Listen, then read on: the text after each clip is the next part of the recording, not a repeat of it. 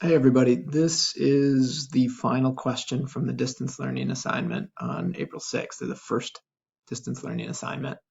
It was a free response question, so it was not multiple choice. They're giving you a differential equation, dy over dx, and they're defining it as x squared times the quantity y minus 1. And they're saying a slope field in part A is drawn at only 12 points. However, it's defined at all points in the xy plane. So describe all. Actually, that's just a little typo there. It should be all points in the xy plane where the slopes are positive. Come on, AP. So right here, that's got to be plural, but that's not why I'm bringing this one up. So describe all points in the xy plane where the slopes are positive.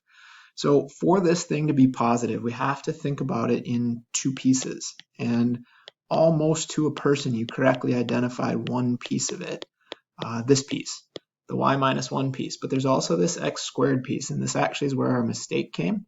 So the y minus 1 piece, you correctly said, you know what, on this thing, for the derivative to be positive, I need y values that are bigger than 1. So any y value in a coordinate pair that's bigger than 1 is going to make this thing positive. And so anything, I mean, and if you really want to mechanically look at it, what you're doing is you're saying y minus 1 needs to be greater than 0. So I'm going to add a 1 to both sides, and that means y has to be greater than 0. Or I'm sorry, y has to be greater than 1. 0 plus 1 is indeed 1. So that is what we're looking at to make that one piece positive. And again, almost to a person, you correctly identified this one, which is good. This second one is a little more challenging to see, but they're specifically asking you where it's positive.